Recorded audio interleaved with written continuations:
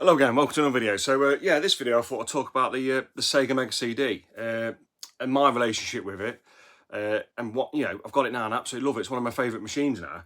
I think because it was so untouchable back in the day because it was so expensive. I had one friend who had it, and basically when I went around his house, his dad said I couldn't play on it because it was so expensive doing a break it, which I could understand, but I was fuming at the time. But right, so anyway, yeah, I can remember seeing cutouts in the magazines and thinking, oh my God, that looks amazing, that's the future. Because I can remember getting a computer magazine. I got the Street Fighter 2 soundtrack on a CD, and at the time, I didn't have a CD player, so I can remember looking at that thinking that's the future. But anyway, let's get to Model 1. So this is the Model 1 Mega CD. Got me a Model 1 Mega Drive on top.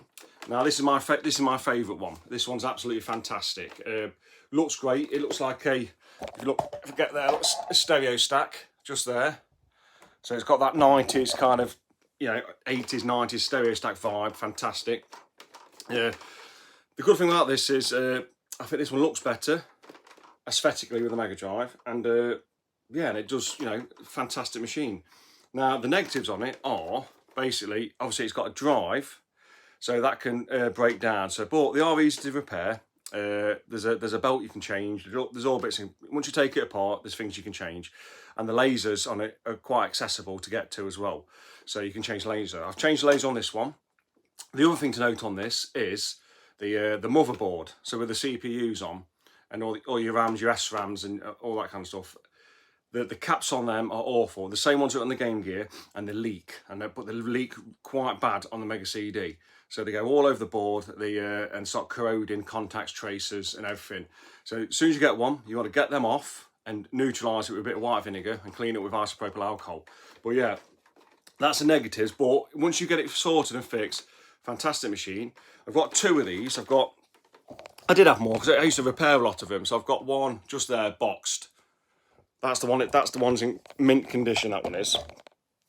This one, it works, but the first time you turn it on, you have to reset it, and then it works. It's like it don't come on the screen straight away with some pieces. So there's a little fault somewhere, but it's not broken. It still does work. If you know what I mean. It might be just that it's a bad cap. I put new ones in, but it could be a bad batch one, and it's got to get time to get going.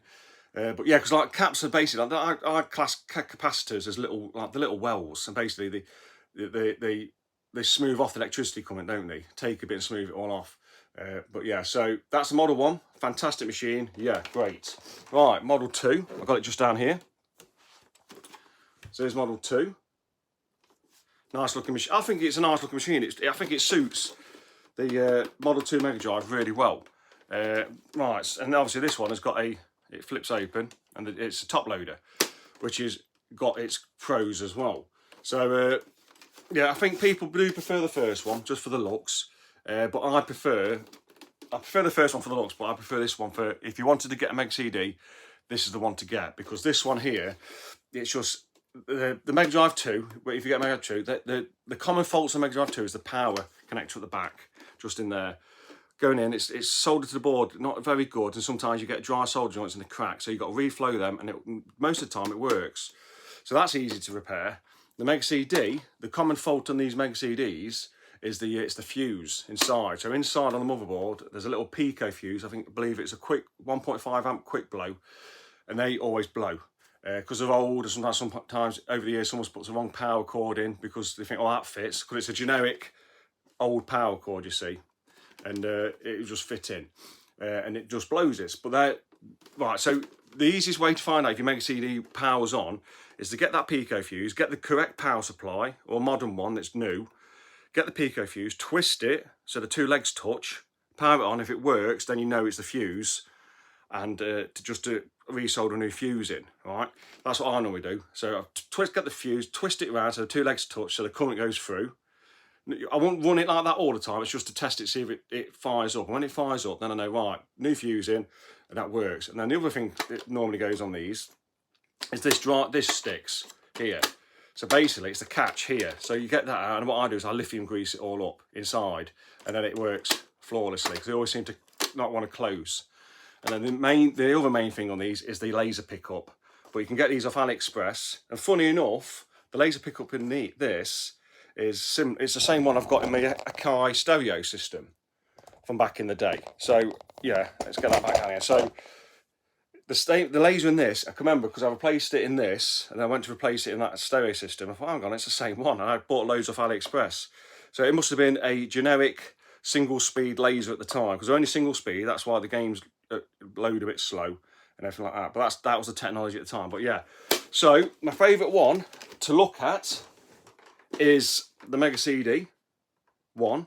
Fantastic looking machine, 90s, you know, late 80s, 90s, early 90s tech. Fantastic. And once you get it repaired, it is reliable. But just for ease of repair and reliability, this is the one. Yeah.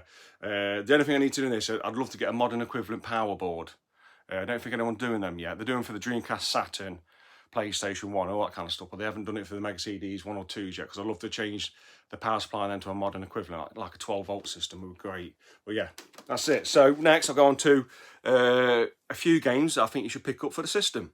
Right, so showed you the systems, and now onto the games. Now the good thing about the Mega CD is that it plays reproductions. You can play the real games, obviously, and it can play reproductions, no problem. There's no copy protection in it. So if you want to get a very expensive game, you can get a reproduction, you can play it, so you can try it. And if you want to make that purchase the legit game, which is, you know, over 200, 400 pounds, you can, it's up to you. Now I've got some games here, and I'll show you my, you know, these aren't all my favourite games of the system, but I think they're a good mix of picks. It shows you what the system's all about. So the first one, I'm going to show you, Thunderhawks. It's a core game, a fantastic game on the Mega CD. Disc and manual in that, and yeah, so you're like a helicopter, and it go around a 3D plane. You've got missions to do, and I'll tell you what I'll do is better thing to do. I'll show you some gameplay now.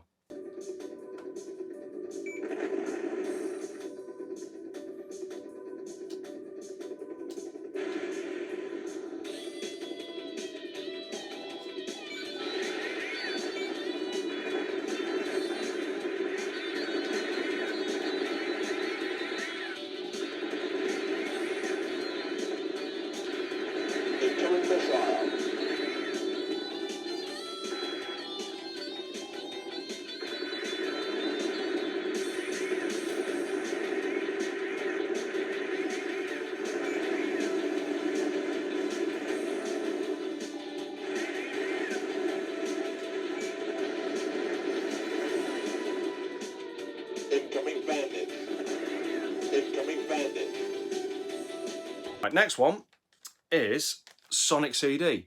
Now, Sonic 2 used to be my favourite game until I played Sonic CD, and this one blew me away. Because like I say, I was late to the party, Mega CD, never had it back in the day. A friend had it, never got a chance to play it. So when I did get to play this, it blew me away. So this is my favourite Sonic game. It basically, with the time travel mechanic, opens up the levels more, because you've got 3 different stages in one stage, if you get what I mean. Fantastic. I like the way you can go all different planes as well, not just left to right at speed. But yeah, more of a platform this one as well. Great game. Disc manual. I'll show you a bit of gameplay now.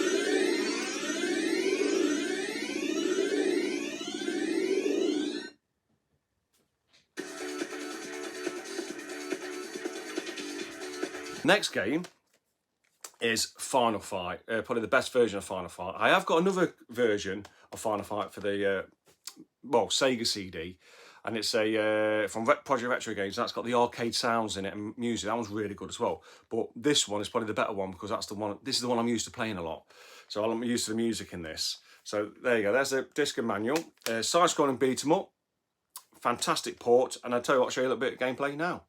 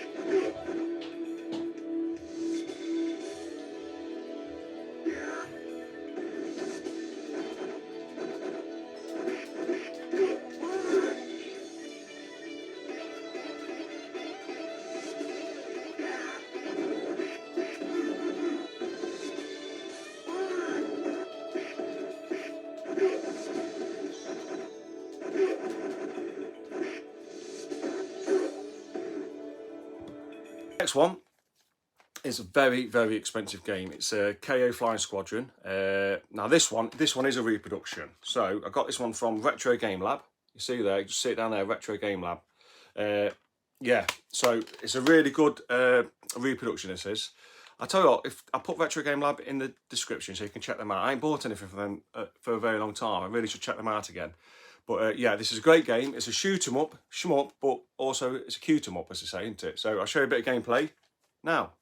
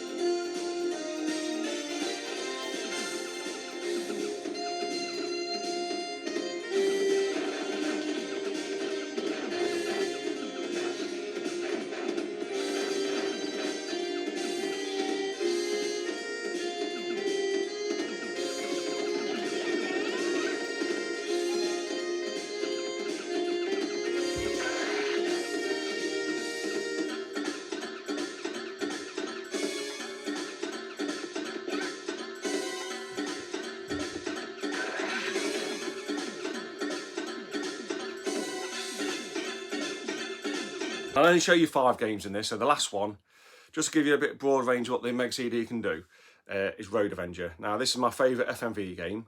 It's probably the best FMV game, and still holds up to date. I think the anime style's great. The controls are what they are, but it is a good game. Good story and plot to it.